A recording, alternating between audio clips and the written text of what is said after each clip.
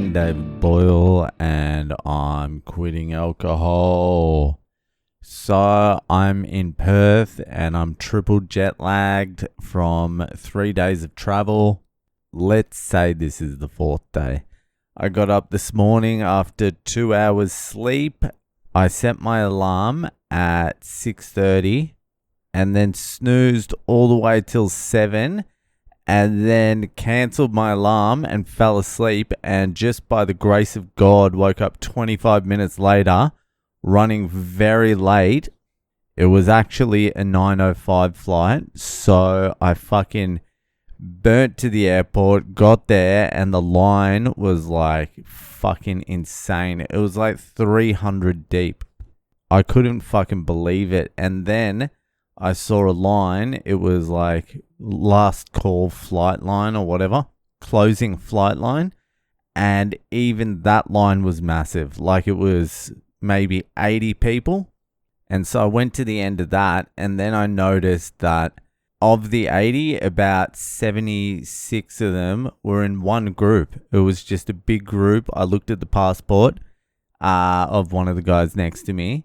It was a big group of Taiwanese people, and they were laughing and giggling and smiling. And I'm like, these people seem nice. I'm going to cut right past them. So I just walked to the front of those cunts, straight up to the front of the line. It was a maybe 300-400 person cut, and I was checked in within like 4 minutes. So that was good. And then the flight, 5 hours. Got a little bit of sleep, not much. And have just been hanging out here all day. Went and had dinner with Irish Mark. Had a dart. Now just getting prepared for tomorrow's show. When I say prepared, I mean I'm sitting in the hotel room by myself watching Chris Hedges' question and answer on YouTube. That's me. Anyway, the show starts tomorrow. If you're in Perth or you're around Perth or you know anyone in Perth or you know anyone around Perth, send them my way. I'll give them a good time. I'll show them a fucking good time. Send them my way if you can't make it. Anyway, I'm going to move straight on to this week's Ask Boyle because it's a little bit of a long one. But before I do that, I need to sing my jingle. It's Ask Boyle time. And before I read out this Ask Boyle, you know what to do. Go to my website. If you have a question you would like answered by one of the greatest minds of the generation or any generation, comedian, philosopher, crane operator, waterproofer, Boyle, then head to boylecomedy.com. It's all there. Fucked Up Fridays are essential. We need some more Fucked Up Fridays. Ask Boyles, join the Patreons. It's all there. Go for it. So this week's Ask Boyle was sent in by a long-time listener of the podcast, Lochlan Watt. And his question, he's from Australia, Melbourne, Australia. Actually, technically Brisbane, but lives in fucking Melbourne. Anyway, here's his question. Following on from our Degenny Diaries episode. There's a little plug for the Degenny Diaries. Me and Lochlan did an episode, great episode of Degenny Diaries. If you want to listen to it, join the Patreon. You'll find it at boylecomedy.com. Following on from our Degenny Diaries episode, I just wanted to let you know I went over the edge again last year, and after a big public blowout with the missus and the most extreme drunk driving I've ever done, I experienced a hangover of shame so bad that I hit the point of needing to quit drinking for good. I'm at 9 weeks and really feel like it's actually going to go the distance this time. The silly season was a slight struggle, but I took small doses of shrooms at my work Christmas parties and a moderate dose at a big music festival. And it gave me enough positive social energy to get through it all, no problems. I'd highly recommend this approach to all fellow degenerates looking to clean up their acts.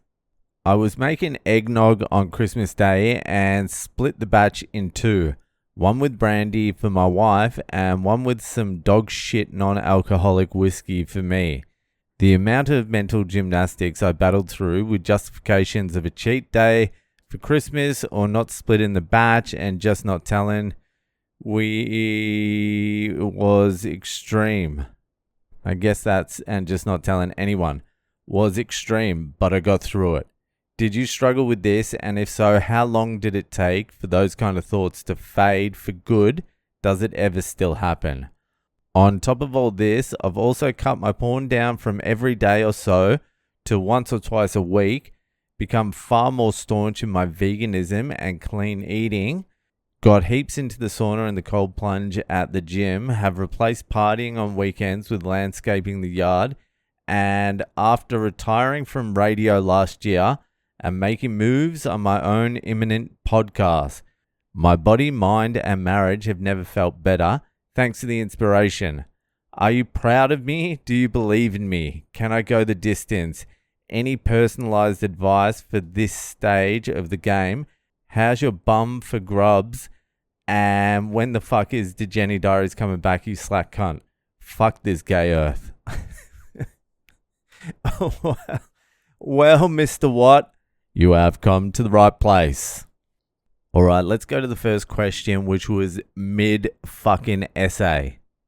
Did you struggle with this? This is about having a cheat day and trying to sneak in some booze. Basically, your mind telling you to do that. Did you struggle with this? And if so, how long did it take for those kind of thoughts to fade for good? Does it ever still happen? So this time, so I'm almost 6 years in. This time I quit. It didn't really happen that much because I'd already failed quitting so many times before that I knew, like, I couldn't even lie to myself. I'd failed so many times that I couldn't even pretend I could have one drink and then be able to, like, just quit the next day. I knew I couldn't. So anytime that sort of thing came up, I was like, I already know the answer to this question. And the answer is no. You can't have a cheat day. You've tried having cheat days for like fucking 4 years now. Has it ever successfully worked? No. Eventually you just get so worn out by your own stupidity that you're just like, all right, I can't even think that thought anymore. And that's where I was when I did this quit. Having said that, those thoughts still arise occasionally. Like in Bali, I was like, oh, it'd just be so nice to sit here with a fucking dart, drink some Iraq. Actually, something really fucking triggered me a little bit fucking when I was in Bali. Cal came back with a bottle of Iraq, which is just fucking methanol pretty much. And it wasn't that I wanted to drink it, but he's like, oh, it fucking tastes disgusting. It's not real Iraq. It's been stepped on. And he was doing shots and he was like fucking cringing. And I was like, I fucking want to taste this. And every time he cringed at the taste of it, he's like, oh, that's disgusting. I can't drink it. For some reason, I was like, I picked up the bottle, just in my head, I was like, oh, I'll fucking taste it and see what it tastes like. I didn't, obviously, but it was something that just got stuck in my head. I was like, why do I really, really want to taste that disgusting shit? I don't know what that was about, but I actually had to physically stop myself. I had the bottle in my hand. Like, I was never a chance to actually have it. I just fucking reminded myself. I was like, oh, fuck, this is Iraq, all right. It was like it left my mind for a second because I really wanted to taste how disgusting it was. But I have been there a million times, that's for sure. And the good thing is you were able to fucking battle through that little period because it's easy. Like the excuses, they just always came. That's one of the things that I realized after many attempts at quitting alcohol is there's always something around the corner. Someone's going to visit you. There's a birthday, there's a Christmas, there's a holiday, there's a wedding, there's a Thursday, there's a Wednesday. There's a work breakup. Fucking something's coming. There's a celebration, there's a mourning. Like, something's coming. So you can't be like, oh, I'll just drink for this occasion because another occasion's coming. So that you were able to battle through a fucking scorching Australian summer Christmas, which is one of the best times to drink, is a good indicator of your commitment. So now we'll move on to the next one. Are you proud of me? Of course. If I remember correctly, you were sort of off alcohol, but you were moderating a little bit and you thought you could drink a little bit here and there. And I've never actually seen that fucking accomplished from anyone who's had like a brutal, or not even brutal, someone who's crossed the line.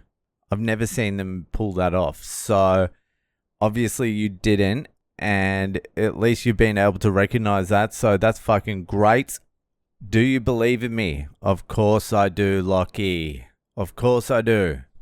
You've even cut the fucking jerking off down a little bit, slightly. People would still say you're watching porn and jerking off excessively, but not me. I know where you're at. And can I go the distance? Someone messaged me yesterday and they sounded like they were suicidal. Well, he mentioned suicide and he was telling me he's at rock bottom and his wife's left him. He got sacked from his job. They're going to sell his house. And like, I asked him, I'm like, what are you willing to do to get better? He also said he's depressed and all this. He's like, whatever it takes. And people will say that, like they'll say that. But if you ask them a couple of follow-up questions or give them a little bit of advice, you soon find out that they just want to feel sorry for themselves a little bit. They'll make excuses as to why they can't quit or why it's very difficult for them instead of just doing something. I believe in those people too, but like you can sort of tell when someone isn't yet in the right mindset. The right mindset is, oh, fuck. I am never, ever, ever going to be able to drink again. Fuck. Oh, fuck. Like, oh my God. I've tried everything. I've tried everything 9 million times. I've tried every single which way and where to keep alcohol in my life, and I can't do it anymore. Fuck. I can never drink again. Never. Like, once you come to the reality of never, like no excuses, then you can do it. And if you have reached that point, then you're going to make it.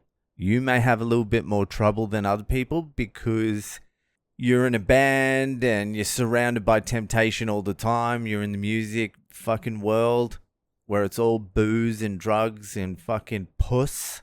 But if you can keep yourself out of that as much as possible for the next, give it like fucking 12 months, and you really are at that point where you're like, fuck, I just can't drink again ever, then you're going to make it.